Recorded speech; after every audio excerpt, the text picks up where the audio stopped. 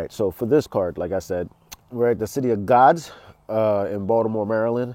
I've done a lot of events there. They give us a lot of love. So if you come through, give love to the spot. It's a clothing store as well. So buy shit always. Show up early, cop some gear. I mean, it's fly shit. It's all original works. So, that is what it is as well. It's $5 in advance for this particular event, $10 at the door, all age event. All right. So on the top of the card, actually, I'm going to start from the bottom. We have two face-off combatants facing each other. This is a traditional face-off battle, so it'll be 2 rounds, 90 seconds apiece, and a third, if the judges call for it. It is a judged battle. Otis Buckets has been in our ring several times before. He's also been in the iBattle ring. I believe he had a battle at Colorado Rap, but his opponent no-showed. And he's battled at some other places. I don't recall all of them offhand. I know he battled at Smooth TV as well. Versus Educate, who's had 2 battles with Face Off, and both of his opponents no-showed. So, only the people that were actually in the building has ever heard Educate's bars. I think this is a fairly even matchup. Otis Buckets is more energetic than Educate, but as far as bar for bar, they're fairly even. And if you know anything about face-off combatants, they have a high rate of improvement from one battle to the next. We haven't seen Otis in a little while. We've seen Educate twice in the last like 8 months, and he made a decent amount of improvement from the first time he showed up to the second time he showed up. And I'm willing to bet that there's going to be a decent amount of improvement going forward as well. So when we made this matchup, it was a fairly even matchup, but it might not be by the time it happens. So, again, but Otis Bucket's performance is cleaner than Educate's. So it might even out. It's going to really probably be a tough fight. Hard to judge, and that's how I like them anyway. I like competitive fights. We have Sempi versus J-Train. J-Train, this is his fighting debut. He's never battled in the ring before, to my knowledge. We know he can rap. He be dropping tracks, linking us on the tracks. We know he can rap. Sempi is a veteran, punches fairly well, has a decent amount of presence. J-Train's going to have to overcome the learning curve. He's going to have to come straight bombing off the top if he's going to survive. And it is what it is. It's not just the ability to rap that makes you good in the ring, as Joe Budden found out. You have to be able to punch, control a crowd, have that in-ring savvy, all that. And Sempi already has it. So, J-Train, you got a little bit of a mountain to climb, homie, but I believe in you. I think you can at least make it competitive, if not outright win. I mean, you kind of have an advantage. It sounds like you don't, but if you really think about it, you do, because Sempi is most likely going to take you light. He's not going to say he is. He say he's going to body you, but he's going to right the body an anonymous opponent. And if you show up already whipping ass, unless he can freestyle, which I haven't watched enough footage on him to know whether or not he can freestyle. So unless he can freestyle and adapt, if you come with haymakers off the top and you already got that control of the crowd, there ain't a whole lot he can do to stop you.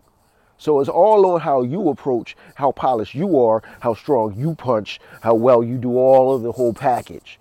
But if you come like legit, I don't think there's a whole lot Sempi can do to stop that, except for come legit himself, which I don't think he's going to do because, again, you don't really have any footage. Same thing for Detroit Blue and Artisan. Artisan has battled with us a few times under the name Nameless, with a period at the end, all lowercase. He recently changed his name to Artisan. He has no footage. His opponents no-showed. So, he's had 2 battles with us, and his opponents no-showed both times. Kizzy no-showed him, And I got, you know what happens when you no show at a face-off battle. We just don't invite you back to the ring until you pay your no-show fee, which is $100. And Kizzy just abruptly announced a retirement after he got thrown out. But you got thrown out. If you retire once you're thrown out, cool. But the fact of the matter is, you still got thrown out. Kizzy, former face-off champion, no showed Nameless, and Nameless got the win. And I forgot who his next opponent was, but I believe that opponent also no-showed or fucked up the footage by being really bad that night. I don't remember exactly what the case was, but either way, he has no footage at this point in time. Detroit Blue does have footage, been around a long time. He's like he's a legit veteran. So Artisan, you got your work cut out for you. Same as J Train versus MP, but unlike J Train and SMP, I think Detroit Blue actually can freestyle. So even if you do come like Super Saiyan mode, if he on it that night, it's going to be difficult to win. So you got to really, really come with it to make that, a contest for real. I'm not saying that you can't. I'm just saying that you got to bring that. You got to bring all that. Bring that fire. Because if you don't, you might get your whole head taken off. And we ain't going to save you because you know how we is. Put them in a body bag, fuck a body bag. Put them in a Ziploc bag. If you can't mop his ass up with a squeegee, put him in a Ziploc bag, you ain't do your fucking job. And that's just how we carry it. Kill or be killed, sink or swim. That's how we do. You know what I mean? Also, we got High Fidelity versus Barcode. Now, that battle, High Fidelity is kind of a veteran. You know what I mean? He been around for a while. I see he gets a lot of respect where he been, the circles he been in. I asked Marcus to send me his best footage. I checked out like a round. Personally, I don't think he can win this battle. I think Barcode is going to bar him to death. High Fidelity's advantage is he's more comfortable, or at least he looks more comfortable in the ring. So he has presence that Barcode hasn't really exhibited in the spades yet. But bar for bar, I don't think it's a close matchup. I really don't. I think Barcode is going to bar him down. You know what I mean? And this ain't just me speaking. I know various other entities, well-known entities in the battle rap world that like Barcode a lot. As Lex Luthor likes Barcode. Reaper Rel told me that he really fucked with Barcode. So, you know what I mean? And Reaper Rel's on this card, so sooner or later he'll speak on the card and he'll let y'all know himself. But I can tell you from conversations I've had with him, Reaper Rel fucks with Barcode. You know what I mean? High Fidelity, you might be a veteran out there where you at. Cool. You have respect out there where you at. Cool. You gonna need more than presence B. You're gonna have to step your bar game up, or maybe I wasn't sent your best footage, but the footage that I see, you're gonna die badly. You're going to look good dying. You're going to have all the presents of everybody at your funeral. You're going to have to come with it or you're going to die. And it's not going to be debatable. And you need to get your bars up and come correct. I'm going to take this back upstairs a little bit because, it's starting to get dark outside, harder to see me and shit. You know what I mean? So bear with me for a second. We got Mike Main versus Dre B. Now, Dre B's talking a lot of shit. He is. And Mike Main has had his stretch of good and bad battles. I don't know what exactly Dre B watched. Have no idea. I don't know what Mike Main has watched of Dre B. Have no idea. I tell battlers all the time, I'm not your study buddy. Go to Verse Tracker, see what you can find on your opponent, and that's it. You know what I mean? I'm not sending you links. You can go find that shit yourself. But I do believe if both of them come at the top of their game, this is a very competitive battle. You know what I mean? They might even be in a running for battle of the night for real. I think it's a very, very competitive battle if they come at the top of their game. If they don't, it's a fucking snooze fest. Or a slaughter on either way if one of them is at the top of the game and the other one isn't. So I'm going to need y'all both to show the fuck up. That's what I have to say about that one. The next one, we got Dynamite versus Kid Taurus. Now, for y'all locals, y'all already know Dynamite nice, especially when he in his bag. But so is Kid Taurus. So I'll peep Kid Taurus's audio battle with Danny Myers. And Danny Myers got way more reaction than Kid Taurus, but that's because of crowd bias. It wasn't because Kid Taurus didn't really have bars. He definitely did. But when you the unknown dude versus a known dude, they always react. to the known dude. That is like one of that's why I don't let crowds judge battles, because crowds are biased as fuck towards whoever they know, and that shit is trash. That shit is triple whack. I mean, I thought he got the first. I thought Danny took the second and the third because he didn't really punch like he was in the first round, in the second or the third round. He got bogged down with ideas, and he just wasn't punching enough at that point. And that's that's a learning curve thing. If you're going to like do this concept thing, it's got to have a savage ending to it. It's got to be, it's got to be something that really hurts the soul. If not, it is really, in my opinion, kind of a waste of time. You got to punch throughout unless you got something, you setting up something really savage at the end of something that takes so much setup to do. And that's what he did in the second and the third round. And that's why I didn't think he took it, because Danny was punching the whole goddamn time. And he spent a lot of time building up to something that was, it was okay. Body blow, wasn't a knockout. It wasn't even like an Earl Spence body blow, take the nigga out. It was a good body blow. That might hurt him later, but y'all ain't going enough rounds for that to, really take effect. I need the knockout punches. I need you to lay this nigga the fuck out. And Dynamite can do it. He's got the charisma, he's got the ring presence, he's got the punches. He can do it all. So if they both come correct, that's my sleeper for Battle of the Night. Matter of fact, actually, nah. That's my favorite for Battle of the Night. We're going to get to what the sleeper is later. But that's my favorite for Battle of the Night right now. The next battle that I got on the card is Jackson versus Joe Zemo. Now, I'm going to say this in advance. We're not going in this order night of. But right now, this is the order that's on a flyer. And then our flyer is always doing according to the face-off ranking of the MCs. So this is according to their ranking in our ring. With the exception of the barcode placement, because barcode would be above everyone except for Ammo. I don't know how barcode got so far down on the list.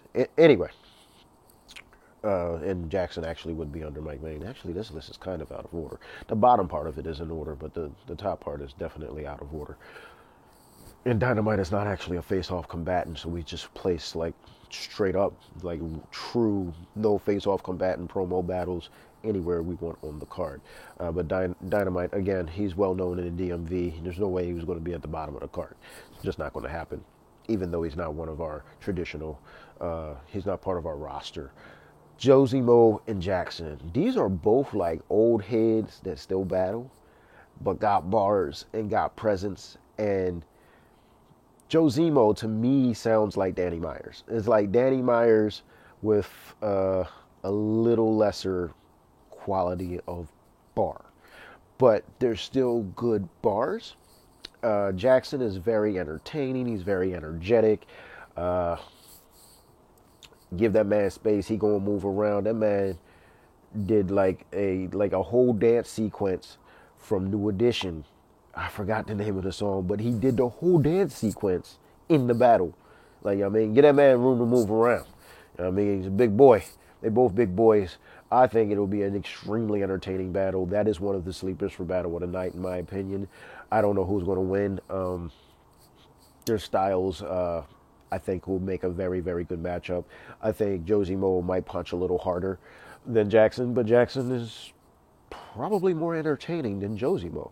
So, we'll see. But I think it's going to be a very, very good battle. Then we got Granddaddy Perp and Ammo the Savage. And I was talking to Marcus about this the other day. And quite frankly, if they both in a bag, sensational battle. If either one of them is not in a bag, somebody's getting bodied.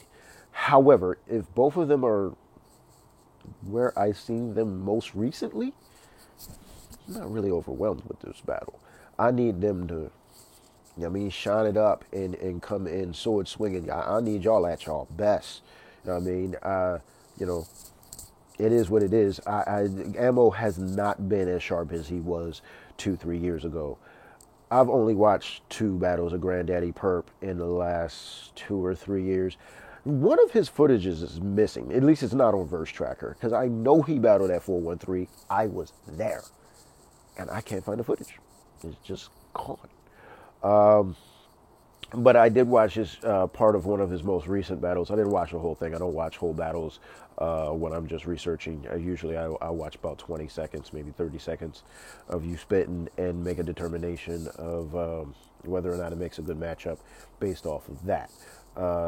So I do believe they're competitive for each other from what I've seen from them most recently. But I don't think it's a candidate for Battle of the Night unless they both come at their best. If they both come at their best, it's definitely a candidate for Battle of the Night. But they need to both come at their best. Because if one of them comes at their best, the other one is going to just die if they're not as sharp as they're supposed to be. So that takes us to the headlining battle. It's the only one-round battle on the card, 1 round, 6 minutes apiece. We got T2 Good representing Face Off in fourth quarter versus Reaper Rel, Paper Gang. And, Reaper Rel's been in our ring once. He was sick, actually. He battled Ammo. He was sick. We edited the footage to take out some of the stumbles, and I believe there was like a mini choke. That was shaved down because there's no replay value in it. So live Ammo definitely won in the building. Once the footage came out, it was kind of 50-50. So like the face-off aficionados were pretty much like, yo, Ammo won this, but it wasn't as strong a performance as we were expecting. And like the URL people that did watch the battle, or the Reaper Rel fans that did watch the battle, mostly leaned towards Reaper Rel. So T2 Good was like, yo, Ammo let that man escape. Ammo did not represent the way he should have. I'm going to reap Reaper's soul. And before he got this battle, he actually battled Ammo. And by all consensus, Ammo, he kind of died that night. You know what I mean? Now, I'm not saying that Ammo's on the same level with Reaper Rel, but when Ammo and Reaper Rel were in the ring with each other, they were about on the same level. He can't come like that again. I know you were sick, B. I know you were sick. But if you come like that, you're going to die. You're going to die badly. It's going to be ugly. You know what I mean? T2 Good is here to make a fucking statement. And he wants to make you that body. He wants to make you that statement. I need you to guard your grill, protect your fucking neck. Actually, same saying for you that I have for anybody else. I want a fucking Zippy award. If you can't mop his ass up with a squeegee and put him in a Ziploc bag, you ain't done your fucking job. Face off, nigga!